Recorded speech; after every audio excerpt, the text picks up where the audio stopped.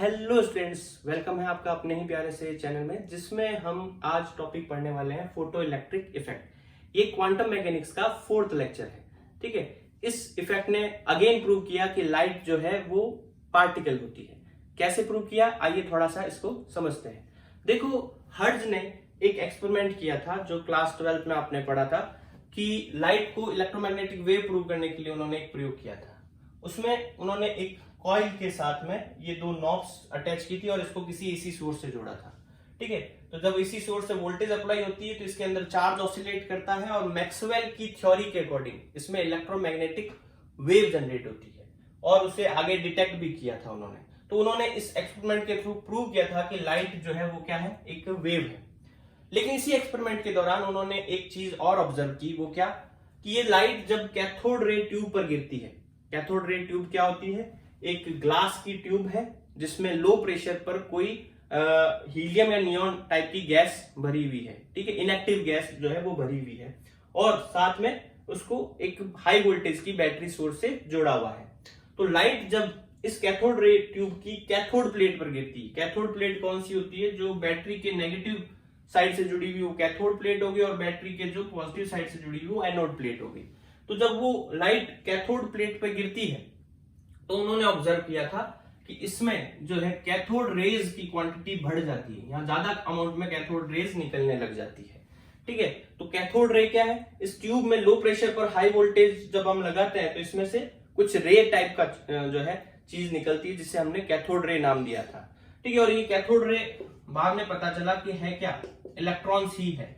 ठीक है, तो उन्होंने ऑब्जर्व किया कि ये लाइट, और वो लाइट भी कौन सी लाइट? अल्ट्रावायलेट लाइट, जब इस कैथोड पर गिरती है तो यहां पर कैथोड रेज बढ़ जाती है। कैथोड रेज बढ़ने का मतलब इसमें इलेक्ट्रॉन्स बढ़ गए।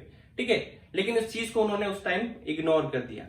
लेकिन उनके स्टूडेंट्स ने आगे जाकर इस पर जो है एक्सपेरिमेंट किए और एक नया इफेक्ट ढूंढा, जिसे बाद में नाम दिया गया फोटो इलेक्ट्रिक इफेक्ट। तो हर्ट्ज के स्टूडेंट लेनार्ड और मिलिकन ने इस एक्सपेरिमेंट को आगे बढ़ाया। उन्होंने क्या किया, ये जो डिस्चार्ज ट्यूब है, इस डिस्चार्ज ट्यूब के साथ में एक अमीटर और कनेक्ट कर दिया। फिर उन्होंने क्या किया कि कैथोड पर जो है अल्ट्रावायलेट लाइट गिराई। ठीक है, अल्ट्रावायलेट लाइट गिराने पर उन्होंने ऑब्जर्व किया कि इस अमीटर में करंट का अमाउंट ज्यादा बता रहा है, मतलब करंट बढ़ गया, सर्किट के अंदर करंट बढ़ गया। ठीक है, तो वो करंट क्यों बढ़ा होगा? उन्होंने इस बात का अनुमान इसलिए ऐसे लगाया कि जैसे ही अल्ट्रावायलेट लाइट इस पे गिरती है तो यहाँ कैथोड से क्या है, कुछ नेगेटिव पार्टिकल निकल रहे हैं। ठीक है, वो नेगेटिव पार्टिकल इस कैथोड से रिपेल हो रहे हैं।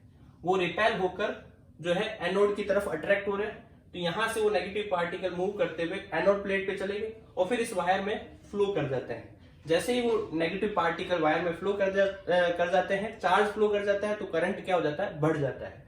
फिर उन्होंने देखा कि लाइट गिरानी बंद करते हैं तो करंट भी कम हो जाता है। तो इस बात से ये जो है श्योर हो गया कि लाइट गिरने पर कुछ नेगेटिव पार्टिकल निकल रहे हैं। ठीक है, और बाद में ऑब्जर्वेशन से ये पता चला कि ये नेगेटिव पार्टिकल इलेक्ट्रॉन ही थे। ठीक है, फिर इस एक्सपेरिमेंट को उन्होंने और दोहराया, अलग अलग लाइट के लिए दोहराया। तो उन्होंने अल्ट्रावायलेट लाइट की बजाय इस पर विजिबल लाइट गिराई, जैसे मान लो एक बल्ब से लाइट गिराई इस पे।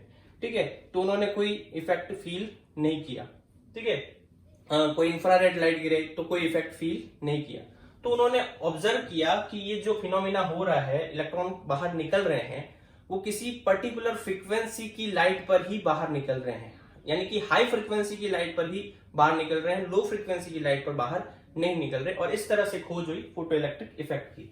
ठीक है, तो बाद में इसको कैसे डिफाइन किया गया कि नॉर्मली जो मेटल सरफेस होती है, मेटल सरफेस जो होती है, उस पर जब हम हाई फ्रीक्वेंसी की लाइट गिराते हैं, हाई फ्रीक्वेंसी की लाइट गिराते हैं, तो उस मेटल सरफेस में से इलेक्ट्रॉन जो है वो बाहर निकल जाते हैं। इलेक्ट्रॉन जो है वो बाहर निकल जाते हैं। तो इस प्रोसेस को क्या बोला जाता है? Photo electric effect. When light falls on a metal surface with high frequency और लो wavelength, electrons are ejected out from metal surface. It is called photoelectric effect. जब उच्च आवृत्ति का प्रकाश धातु सतह पर गिरता है तो उसमें से इलेक्ट्रॉन बाहर निकल जाते हैं, इससे प्रकाश विद्युत प्रभाव कहते हैं। ठीक है, तो यहां से फोटो इलेक्ट्रिक इफेक्ट ढूंढा गया। तो लाइट गिरने पर इलेक्ट्रॉन कैसे बाहर निकल रहे हैं, इसकी एक थ्योरी प्रपोज की गई कि जो भी मेटल होता है वो मेटल कई सारे एटम से मिलकर बना होता है और एटम में इलेक्ट्रॉन जो है वो न्यूक्लियस के अराउंड घूमते रहते हैं, ठीक है। तो ऐसे इलेक्ट्रॉन जो न्यूक्लियस से टाइटली बाउंडेड होते हैं वो उसी के चारों तरफ घूमते रहेंगे, लेकिन कुछ इलेक्ट्रॉन ऐसे होते हैं जो न्यूक्लियस से थोड़े ढीले बंधे होते हैं, लूजली बाउंडेड होते हैं, तो वो क्या होंगे, एटम की सरफेस से बाहर निकल जाएंगे और पूरे मेटल में कहीं पर भी घूम सकते हैं, ठीक है। तो ऐसे इलेक्ट्रॉनों को बोला जाता है फ्री इलेक्ट्रॉन। और जो इलेक्ट्रॉन जो है उसी एटम में घूम रहे हैं, गाय जैसे खूंटे से बंधे हुए घूमती है वैसे घूम रहे हैं, तो उनको बोलते हैं बाउंडेड इलेक्ट्रॉन, ठीक है। और ये खुले सांड की तरह पूरे मेटल में कहीं पर भी घूम रहे हैं, वो कहलाते हैं फ्री इलेक्ट्रॉन्स। तो जब लाइट गिरती है तो ये लाइट जो है एनर्जी देती है किसको, इन फ्री इलेक्ट्रॉन्स को। ये फ्री इलेक्ट्रॉन्स मेटल में घूमने के लिए तो फ्री है, लेकिन ये अभी भी इस पॉजिटिव से अट्रैक्टेड है, इसलिए इस मेटल सरफेस से बाहर नहीं निकल पा रहे हैं। लेकिन जब लाइट से एनर्जी मिलती है तो लाइट से एनर्जी मिलते ही ये जो है मेटल सरफेस से बाहर निकल जाते हैं और फोटो इलेक्ट्रिक इफेक्ट जो है ऑकर होता है। में एक बात नोट की गई, वो क्या कि इस इफेक्ट में कोई भी प्रकार की लाइट गिराने पर इलेक्ट्रॉन बाहर नहीं निकलते, केवल किसी पर्टिकुलर फ्रीक्वेंसी की लाइट गिराने पर ही बाहर निकलते हैं। जैसे मेटल पर अगर अल्ट्रावायलेट प्रकाश गिराया जाए यानी कि पराबैंगनी प्रकाश गिराया जाए तब तो इलेक्ट्रॉन जो है वो बाहर निकल रहे हैं, ठीक है। हाई फ्रीक्वेंसी की अल्ट्रावायलेट लाइट गिरा रहे हैं, मतलब अल्ट्रावायलेट से ऊपर फ्रीक्वेंसी की लाइट गिरा रहे हैं, तब भी इलेक्ट्रॉन बाहर निकल रहे हैं, ठीक है। लेकिन अगर हम यहाँ पर इस पर विजिबल लाइट गिरा रहे हैं, विजिबल लाइट मतलब किसी बल्ब से लाइट गिरा रहे हैं या ट्यूबलाइट से लाइट गिरा रहे हैं, तो यहाँ इलेक्ट्रॉन बाहर नहीं निकल रहे हैं। तो इसके आधार पर एक कंक्लूजन निकाला गया कि इलेक्ट्रॉन बाहर निकलने के लिए एक मिनिमम फ्रीक्वेंसी की रिक्वायरमेंट है। अगर उस फ्रीक्वेंसी से कम फ्रीक्वेंसी की लाइट होगी तो इलेक्ट्रॉन बाहर नहीं आएंगे, ठीक है। जैसे आप एटीएम में जाते हैं और एटीएम में आप कुछ पैसे निकालने की कोशिश करते हैं, ठीक है, उसकी एक मिनिमम अमाउंट होती है। अगर आप उस मिनिमम अमाउंट से कम अमाउंट उसमें एंटर करोगे तो वो पैसे बाहर नहीं आएंगे। मतलब अगर आप कहो 1 रुपए 2 रुपए तो उस एटीएम मशीन से बाहर नहीं आने हैं, ठीक है। एक मिनिमम अमाउंट होनी जरूरी है। वैसे ही इलेक्ट्रॉन को बाहर निकालने के लिए एक मिनिमम फ्रीक्वेंसी होनी जरूरी है। तो उस फ्रीक्वेंसी को नाम दिया गया थ्रेशोल्ड फ्रीक्वेंसी यानी कि दहली आवृत्ति, ठीक है। तो दहली आवृत्ति को हम डिफाइन कैसे कर सकते हैं, प्रकाश की वह न्यूनतम आवृत्ति जिस पर प्रकाश को धातु सतह पर गिराने पर इलेक्ट्रॉन जो है उससे बाहर निकल जाए, ठीक है। The minimum frequency of light for which when light falls on metal surface electrons are ejected out is called threshold frequency यानी कि दहली आवृत्ति। इसको नॉर्मली सिंबल न्यू टीएच से डिनोट करते हैं या कहीं कहीं न्यू नॉट से भी डिनोट किया जा सकता है। तो थ्रेशोल्ड फ्रीक्वेंसी के बेस पर हम एक नया कॉन्सेप्ट दे सकते हैं, थ्रेशोल्ड वेवलेंथ यानी दहली तरंगदैर्घ्य। हम जानते हैं कि वेवलेंथ और फ्रीक्वेंसी में क्या रिलेशन होता है, वेवलेंथ लैम्डा बराबर में c बाय न्यू होता है। तो हमने कहा कि जब फ्रीक्वेंसी मिनिमम होगी तो उस केस में वेवलेंथ जो है वो मैक्सिमम हो जाएगी। तो थ्रेशोल्ड वेवलेंथ को हम कैसे डिफाइन कर सकते हैं, वो मैक्सिमम वेवलेंथ जिस पर लाइट अगर किसी मेटल सरफेस पर गिरे तो इलेक्ट्रॉन बाहर निकल जाए उसे थ्रेशोल्ड वेवलेंथ कहते हैं, ठीक है। जैसे यहाँ पर मेटल सरफेस है तो यहाँ पर अल्ट्रावायलेट लाइट अगर हम गिरा रहे हैं तो अल्ट्रावायलेट लाइट से अगर हम विजिबल लाइट पे जाते हैं, विजिबल लाइट पे जाते हैं तो विजिबल लाइट पे जाने पर आप देखो क्या होगा, फ्रीक्वेंसी डिक्रीज हो रही है तो वेवलेंथ इंक्रीज होगी, ठीक है। तो वेवलेंथ इंक्रीज होने पर यहाँ अल्ट्रावायलेट पर मैक्सिमम वेवलेंथ है, ठीक है, मैक्सिमम वेवलेंथ है। अगर मान लो मैक्सिमम वेवलेंथ से ज्यादा वेवलेंथ की लाइट इस पर गिराएंगे, विजिबल लाइट गिराएंगे तो इलेक्ट्रॉन बाहर नहीं आएंगे। तो ये एक मैक्सिमम लिमिट देता है, ठीक है। जैसे एटीएम में मैक्सिमम लिमिट है कि भी अपने 10,000 से ज्यादा रुपए नहीं निकाल सकते, तो अगर आप 12,000 उसमें टाइप करोगे तो कुछ भी बाहर नहीं आएगा। तो वेवलेंथ के केस में हमें ध्यान रखना है कि वो वेवलेंथ की मैक्सिमम है थ्रेशोल्ड वेवलेंथ, और फ्रीक्वेंसी जो है वो मिनिमम होती है। तो मिनिमम से कम नहीं हो सकता और मैक्सिमम से ज्यादा नहीं। थ्रेशोल्ड फ्रीक्वेंसी और थ्रेशोल्ड वेवलेंथ यानी दहली आवृत्ति और दहली तरंगदैर्घ्य के कॉन्सेप्ट को हम कुछ एग्जाम्पल से समझते हैं, ठीक है।